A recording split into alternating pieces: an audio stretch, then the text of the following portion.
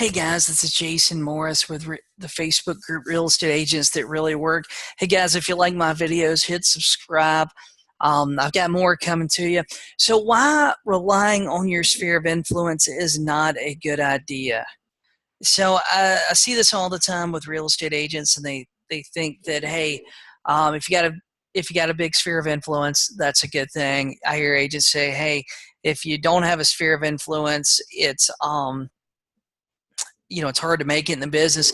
That is not true at all. So it's okay. I'm gonna tell you guys, it's okay if you don't have a sphere of influence. When I started selling real estate, I knew nobody. I moved to Myrtle Beach, South Carolina. I knew nobody here at all. I didn't have a sphere of influence. All I had was a telephone. That's it. I had to build my sphere of influence. I had to build those past customers and all that stuff. And even then, sometimes those past clients, those friends, family, relatives, cousins, whatever it is, sometimes those are the hardest people to work with. And I'm going to tell you why here. So 3 reasons why relying on your sphere of influence is a bad idea. So number 1, your sphere of influence is highly unpredictable, right? You know what? We all have that cousin, those aunt and uncles, or at least if you're in Myrtle Beach, South Carolina, and you're from South Carolina, North Carolina, y'all always have that cousin, aunt, and uncle, grandparents, whatever, that would love to buy a place at the beach, right? But sometimes when they come down here, they realize that, oh, God, their friend bought a house for $50,000, but honestly, that was in 1982. It's 2018. And that same house is, $300,000 today or $500,000 today. But lots of times your sphere of influence can be highly unpredictable. As far as how many they're going to buy in the next year, I always look at it when I'm planning my year and I'm planning my goals. Whatever my sphere of influence does is always like icing on the cake. It's not a big deal either way. If I get the business, it's fantastic. If I don't, that's okay too. You know what? I've had stuff where, actually, I thought I was going to get their business and I didn't. And because I didn't plan on it, it's okay, because I build a business that's highly predictable. Like, I want to have a good idea of what I'm going to make next month, the month after, what I'm going to make for the amount of work that I'm putting in it. And guys, that's what I help my group coaching people to. I help them build a business that's highly predictable. Working your sphere of influence, working on a referral basis is highly unpredictable. So number 2, my friends and my family, my sphere of influence, the people I grew up with, are the highest maintenance clients that I've ever got. These are the ones that, hey, they want you to spend all day with them. It's half business, half social call. And that's the thing. It's like really high maintenance.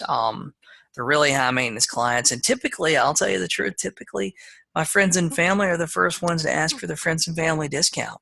They see my commission and they go, oh man, you're making X number of dollars. Can you give me a credit at closing towards some of my closing costs? Or, oh, can you buy me a refrigerator? And it's like, hey, dude, did I go up to your job and ask you for, hey, you work at Sears, I'm buying a refrigerator. Can I get you to, pay my light bill next month, right? But typically my sphere of influence are the ones that always expect something a little bit extra above and beyond what I typically do.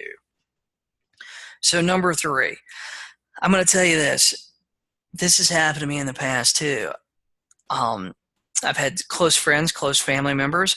They bought a house, and then, the hot water heater break 2 weeks after they move in, and somehow or another that ends up being my fault, right?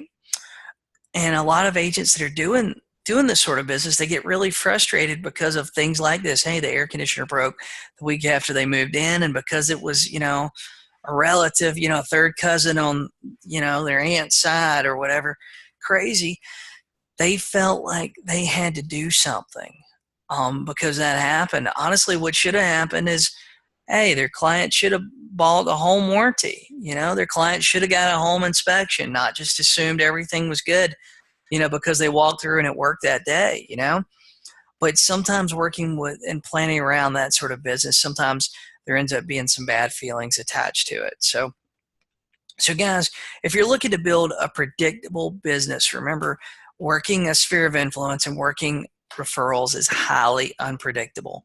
You might have 1 month, they might refer 2 clients to you, then the 3 months you get zeros, right? Working that business is highly unpredictable. If you want to build a highly predictable business, let me know. Let me know how I can help you. Send me an email at jasonmorriscoaching@gmail.com. Join my group coaching. It's jasonmorrisgroupcoaching.com. It's $50 a month. It's month to month. There's no contracts, and I will help you build a highly predictable business.